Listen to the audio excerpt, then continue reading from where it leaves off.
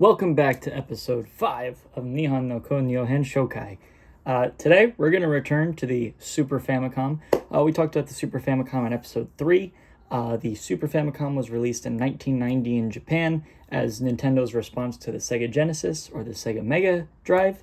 And then it was brought to the US and North America in 1991. So we talked about a bunch of games then. We're going to talk about a bunch of games now. So let's hop right into it. First, we have Europa Sensen.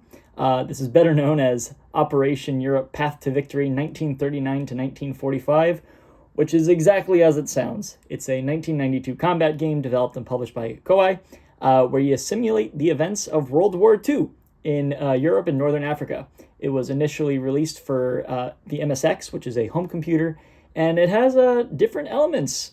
It has some randomized gameplay that makes it a game. For example, there's like randomized leader stats. It's a simulation, so it is a game. But there's a lot of like real world connections in the game. Like for example, Axis leaders like Hitler and Stalin are in this game, which is kind of interesting that you would think, a game that could potentially end up in the hands of children in the early 90s. You would think you maybe just want to change up the names at least, but no, not here. Those infamous figures are in their entirety, or at least as much as a game can include them here.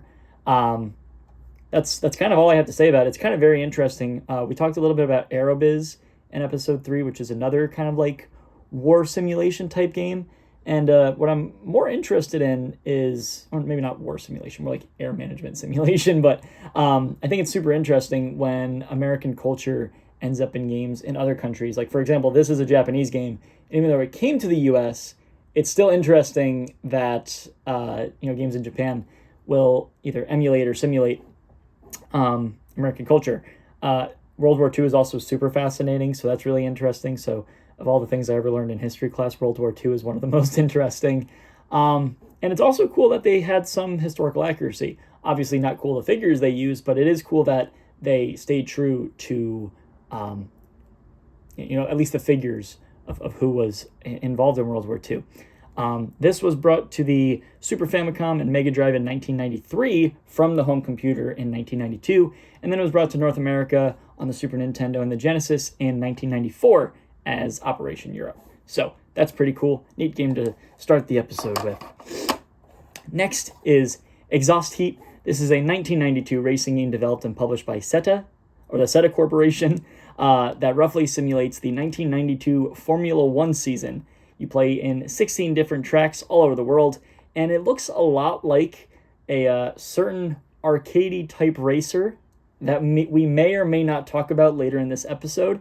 But if you can think of racing games on the Super Nintendo, there's very few popular ones that pop into mind. It has some mild simulation elements, like you need to pay for your car, you need to pay for upgrades, you need to pay for repair, things like that. So it's not just a racing game, but still pretty interesting nonetheless. This came to North America the same year, 1992, as Formula One Race of Champions. So definitely a Formula One game. That's definitely not what I gathered from the title Exhaust Heat, but that's what I found when researching. But that's not where Exhaust Heat ends, because we have Exhaust Heat 2, F1 driver Nokiseki. This is a 1993 racing game sequel, also developed and published by the SETA Corporation. But this time, you have to work your way up to Formula One. So you'll start at the local level, and you play through different levels, different classes, until you get to Formula One, which is like the big deal, right? That's where you aim to get to. It looks a lot more like that certain arcade racer that we may or may not talk about later, but it's definitely more fleshed out to be just a better game overall. This came to North America a year later, believe it or not, as Formula One 2 Race of Champions.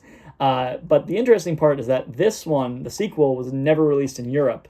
We don't really talk about European games on this show, but this one was never released in Europe despite the first game in the pair going to Europe. So that's just kind of interesting as well, especially Formula One with how popular it is in Europe. So just another interesting thing.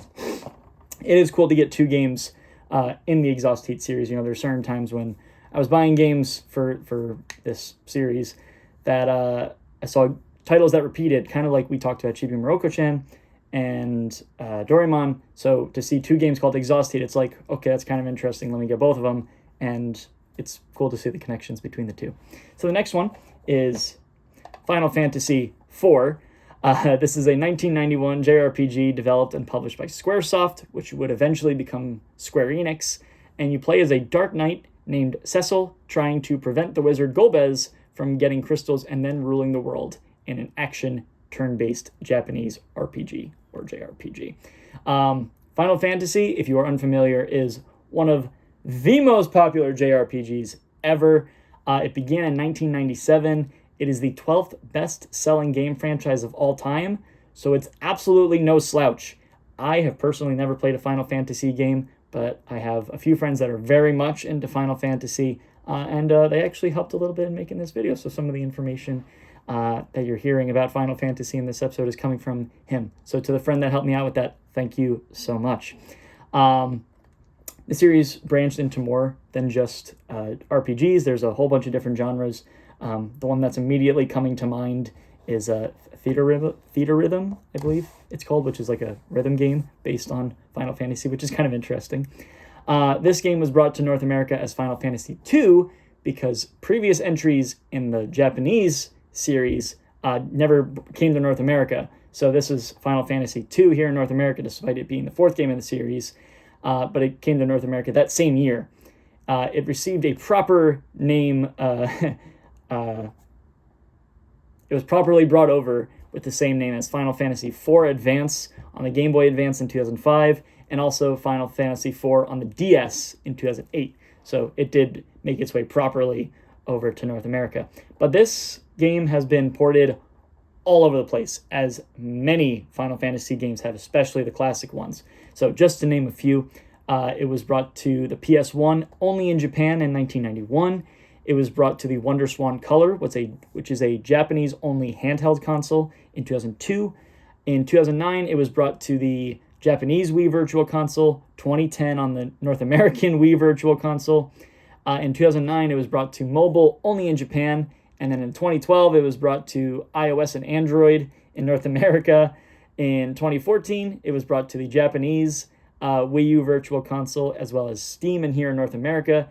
And then in 2017, it went to the Japanese the Japanese 3DS Virtual Console. So all the Japanese Virtual Consoles, but none of them here. But in other ways, we got it released.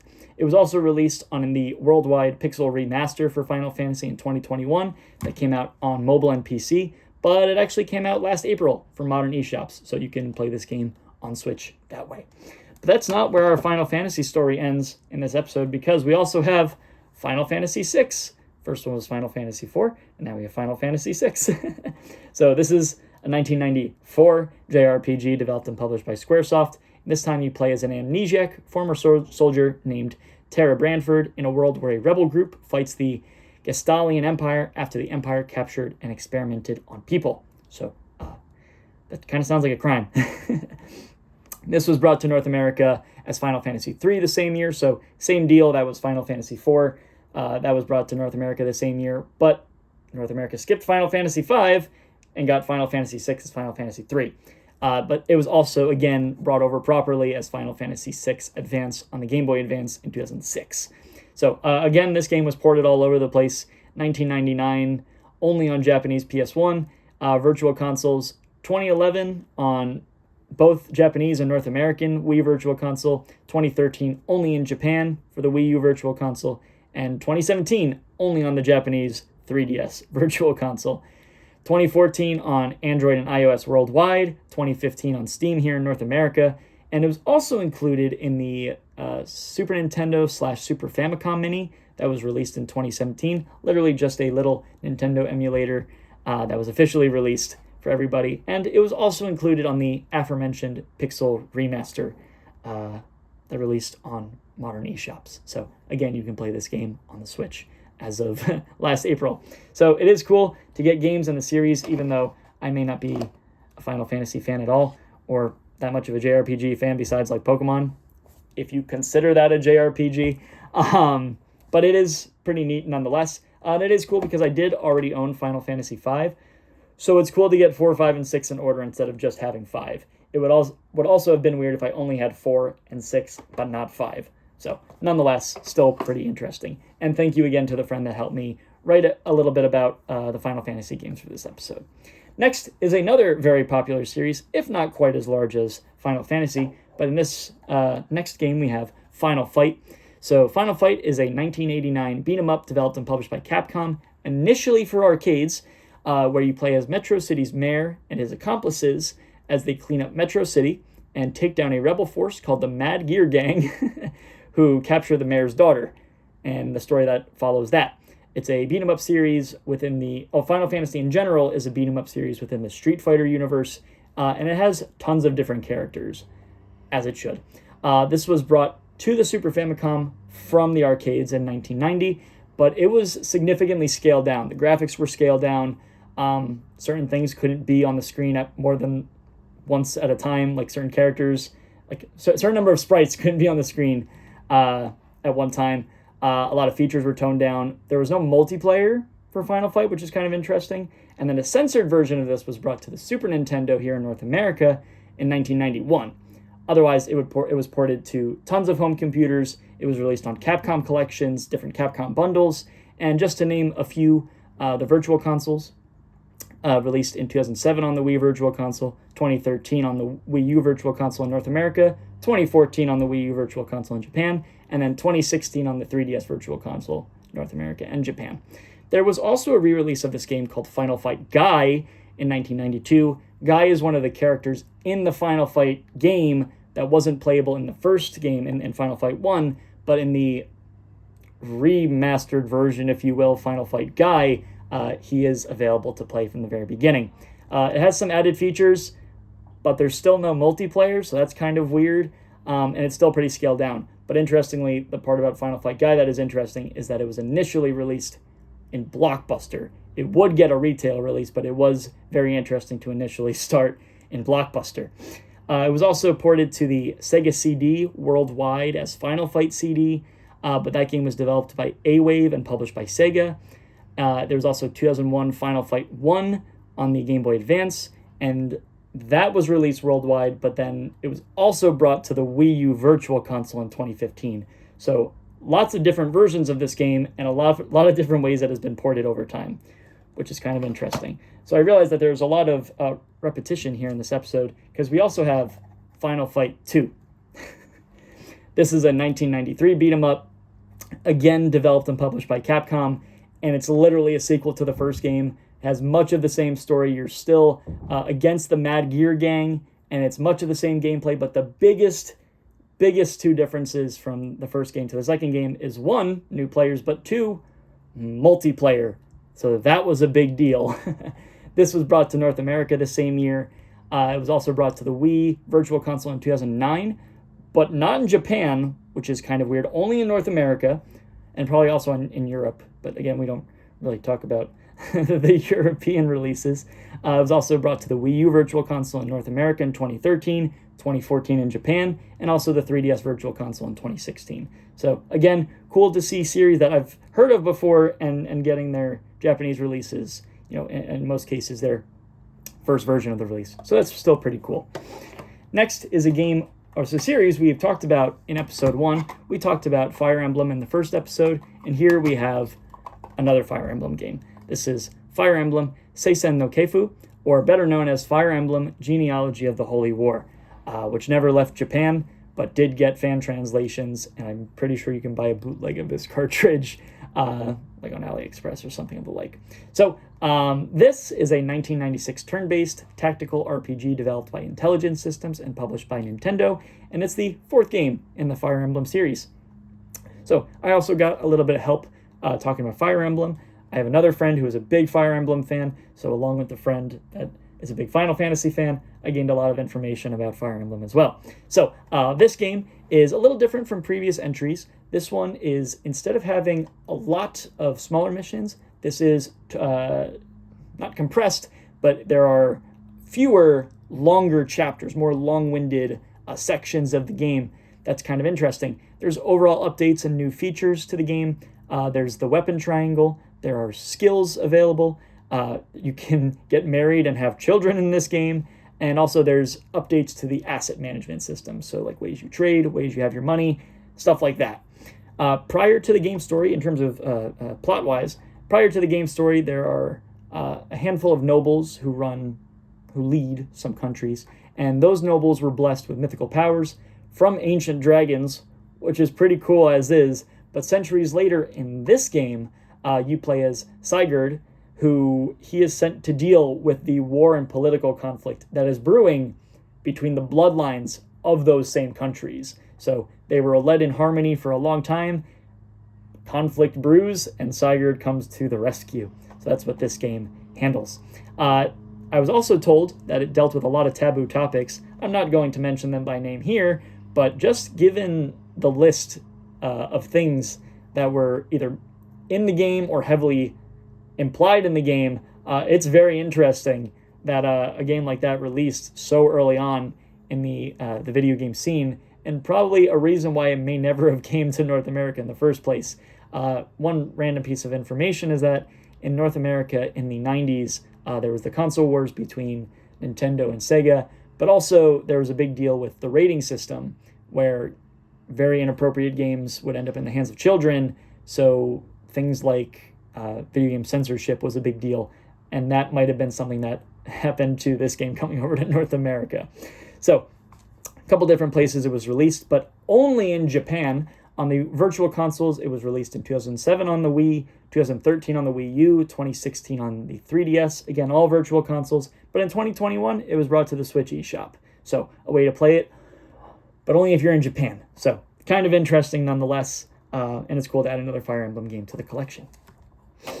Next, we have a trio of games, but we'll talk about them one by one. First one is Garo Densetsu, or better known as Fatal Fury. This is a 1991 fighting game developed and published by SNK, initially developed for arcades and the Neo Geo. The Neo Geo was an arcade cabinet, but it was also made to be a home console where the cartridges were supposed to not scale down any graphics. So in a game earlier, we talked about how the arcade version was toned down to be brought to home consoles. Not on the Neo Geo. The Neo Geo home console was supposed to be as pure to the arcade game as humanly possible, so that's what the initial game was released as. You play as orphan brothers who try to avenge their adoptive father's death by a businessman named Geese Howard through a fighting tournament. So an alternate title for Fatal Fury is Tournament of Fight... Oh no, I forgot the name of the title. I didn't even write it down. Why did I do that? King of Fighters. There we go. Fatal Fury, King of Fighters. So, you play in a tournament where you fight, and in the tournament you also avenge your father's death by defeating Geese Howard. So this started the Fatal Fury series. It's a fighting game franchise known for having two platforms from which to battle, so literally two screens. Some games have it. It's not super common now, but basically you can jump from platform to platform to dodge attacks or to set up what you're about to do. Just a pretty interesting concept that really wasn't seen before. It was brought to the Super Famicom in 1992, and then brought to the Super Nintendo in 1993 as Fatal Fury, and in 1993, or the home console versions were published by Takara. It was also brought to the Genesis and Mega Drive, with the Japanese version published by Sega in 1993, brought to the Neo Geo CD in 1994, in both Japan and North America, and also brought to modern eShops in 2017. So a lot of these games today, very popular, have been ported all over the place. Fatal Fury, the first one, no different, but that's not where we stop with Fatal Fury, because we also have Fatal Fury 2, or Garo Densetsu 2. So this is a 1992 fighting game developed and published by SNK, again initially for arcades and the Neo Geo, and the first game story just continues. There's a new tournament, and there's a mysterious person in the tournament who is trying to himself avenge Geese's death by looking for the person that kills Geese. So it's mostly the same gameplay, just refined and updated, but it introduced two characters who became mainstays in the SNK universe. That is Kim Kafwan and Mai Shiranui, who never played Fatal Fury or a King of Fighters game, but they're apparently very big deals in the SNK universe, so pretty interesting. The arcade game was brought to the Super Famicom in 1993, Super Nintendo in 1994 here in North America, Genesis and Mega Drive, same year. It was also brought to the original Game Boy in 1994, TurboGrafx CD in 1994, the Neo Geo CD in 1994, only in Japan, but then we got it in North America in 1995, and again brought to modern eShops in 2017. So 2 games, very popular, released all over the place, but believe it or not, that's not where we stop with Fatal Fury, because we have Garo Densetsu Special, or Fatal Fury Special. So this is also a 1993 fighting game, developed and published by SNK, initially for arcades and the Neo Geo, but this one is just an updated version of Fatal Fury 2. The game moves a little bit faster. There's a combo system, which was relatively new at the time, and the roster of players is just much bigger. So everything that Fatal Fury 2 was, Fatal Fury Special does better. It was brought to the Super Famicom in 1994, brought to the Super Nintendo in North America in 1995, and then just some more places it was released. 1994 on the Neo Geo CD, 1994 on the Sega Game Gear, 1994 on the TurboGrafx CD, 1995 on the Sega CD. In 2007, it was released on Xbox Live Arcade, which is pretty interesting, a little different from things we've heard so far. Brought to iOS and Android in North America in 2015, and brought to PC in the United States in 2016. And again, available on modern eShops in 2017. And all of those games, all of those titles all those ports, I should say, all had different developers and different publishers. So Fatal Fury series, very popular, very cool to get the first 2.5 games all together. So pretty neat.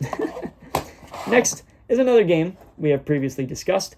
In episode 2, we talked about the Game Boy game, Hono no Dokuji, Dodge Dampe, and today we have Hono no Dokuji, Dodge Dampe, on the Super Nintendo, the Super Famicom. So that title roughly translates to Fire Dragon, Dodge Dampe. We talked a little bit about it in episode 2, but Dodge Dampe is a dodgeball manga from 1989 that also had an anime, and last year also had a revived manga, which is pretty cool. And I talked a little bit about it then that I think dodgeball is absolutely fascinating. So getting games that are dodgeball related is a good way to fill the void of not having dodgeball or professional dodgeball be as popular as it is elsewhere in the world. So anything that has a dodgeball in it, I'm probably going to buy it. So this is a 1992 dodgeball game published by Sunsoft that first released for the Famicom, but it was brought to the Super Famicom a few months later, which is a better version of dodgeball than the Game Boy version. If you remember from episode 2, the Game Boy version kind of had this like inverted look to try and make things graphically work. It didn't look very good, but the Super Famicom one doesn't have that weird effect. So much easier to play. It was also brought to the Mega Drive and the Game Gear in that same time frame. So in just in a span of a handful of months, we got 4 different versions of it. Super Famicom, the Game Boy version, the Mega Drive, and the Game Gear, all within like a year. But the Mega Drive and Game Gear versions were developed and published by Sega. So kind of interesting nonetheless. Cool to get a second game in the series. Especially when that's not really what I was going for. But, dodgeball anything, am I right? Okay, moving on. We have Human Baseball, and there's not a lot I can say about this game because it's kind of straightforward. So this is a 1993, again, believe it or not, a baseball game developed by Field and published by Human Entertainment. Probably no coincidence that it's called Human Baseball. And the biggest deal about it that I could really find is that it featured Nippon Professional Baseball League logos. So, believe it or not, a Japanese game has a Japanese baseball league marketed in the game. So the NPB is just another professional baseball league. It's the most prominent one in Japan. Here we have the MLB. Japan has the NPB. And there's a bunch of other leagues in the world. But it is cool to see, we're so used to playing baseball games that have MLB teams. So it's cool to see a game that has not MLB teams, but still professional and official ones. And of course, it's baseball, and I love baseball. Next one is another interesting one, Kabuki Rocks. So this is a 1994 Kabuki theater RPG developed by Red and published by Atlas. So Kabuki is a type of theater setting in Japan with a very specific theater style, if you will.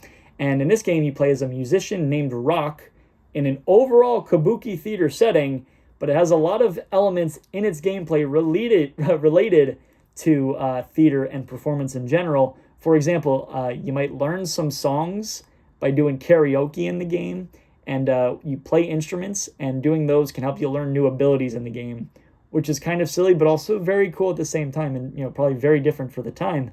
Overall, it's pretty goofy. The music is based on kabuki theater, and the name Kabuki Rocks was just kind of funny to someone who wasn't initially familiar with what kabuki was. So pretty cool, interesting game to get, cool thing to add to the collection. Next is Kenyu Densetsu Yaiba. So Yaiba is a manga that began in 1988, and here's what Wikipedia has to say about it, because I think they say it best. Yaiba Kurogane is an adventuring boy who knows how to be a samurai and little else. Yaiba lives with his father Kenjuro in the forest, and one day, while Yaiba was eating, a troop of gorillas came to attack. While Yaiba and his father escaped and hid inside a box, this is the part I love, but they did not know that the box was full of pineapples and was going to be transported into the city. In the city, Yaiba finds out that he is a legendary warrior and has to fight the evil of a demonic-looking high school student named Takeshi Onemoru, which is very interesting. The idea of ending up in a box full of pineapples. That's a very specific piece of information that I found very funny when I initially read it. This kind of reminds me of Avatar: The Last Airbender, just this idea of, people finding out that he is some legendary warrior, some legendary samurai, but people look out for him and people teach him how to grow and how to use his abilities, very much like Avatar: The Last Airbender.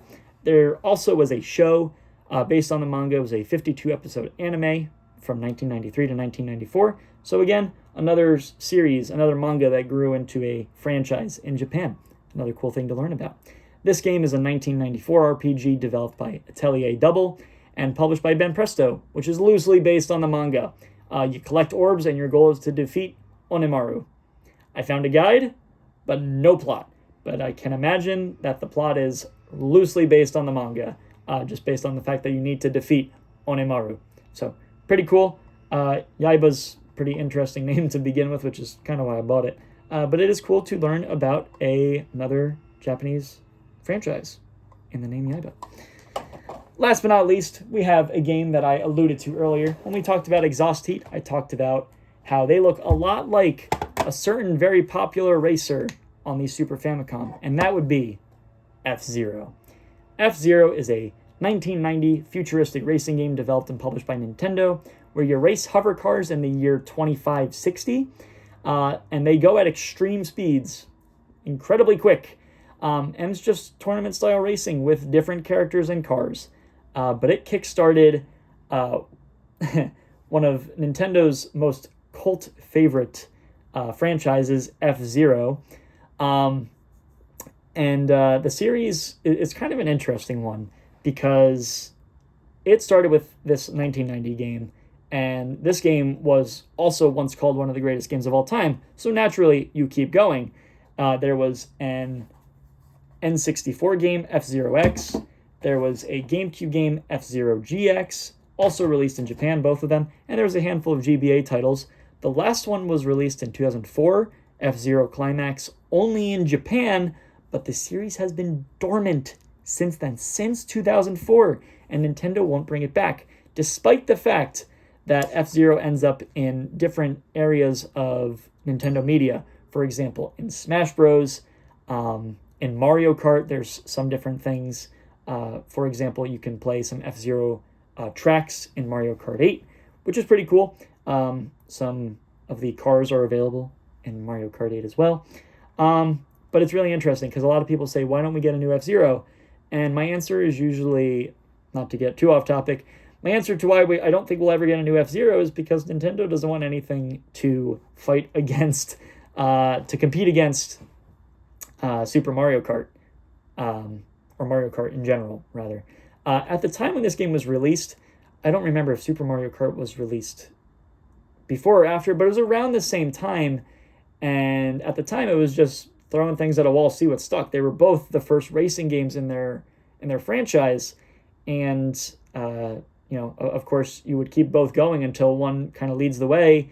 And Mario Kart ended up leading the way at some point.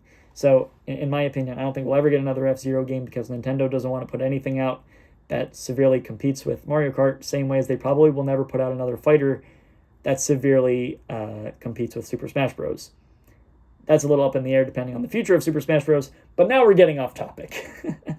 So I mostly avoided talking about it, but some games in this episode use what is called Mode 7. Mode 7 is a graphical technique that was first made available on the Super Nintendo and helps create depth in the background. So it's very prominent here in F-Zero, and that's kind of what made F-Zero so popular, giving this illusion of what was really going on the screen to make it a good racing game. But Mode 7 was used on a lot of different games on the Super Nintendo in that era, so it is cool to get a game that used it so prominently that contributed so much to its success, not just used it. So this game, F-Zero, was brought to North America in 1991, and in all regions, it was released on the Wii Virtual Console in 2006, was released on the Wii U Virtual Console in 2013, released on the 3DS Virtual Console in 2016, brought to the Switch eShop in 2019, and then also included on the Super Nintendo and Super Famicom Mini that I talked about a little bit earlier in 2017. So that's pretty cool. It's a great game to end the episode with because I think F-Zero is so fascinating, even though I'm not very good at how fast F-Zero is. But I've definitely grown to be a humongous Mario Kart fan. So to get another game in Nintendo's history that could have also been the Mario Kart in popularity is still very interesting. So that's it for this episode. We have a few more Super Famicom episodes in the future, but for now, that's it. So if I got anything wrong or you think there's anything else I should know, please tell me, put it in the comments. I want to learn about these games just as much as I helped you. Like I said, I hope you learned something watching these videos. And with that said, hopefully see you next week. Bye.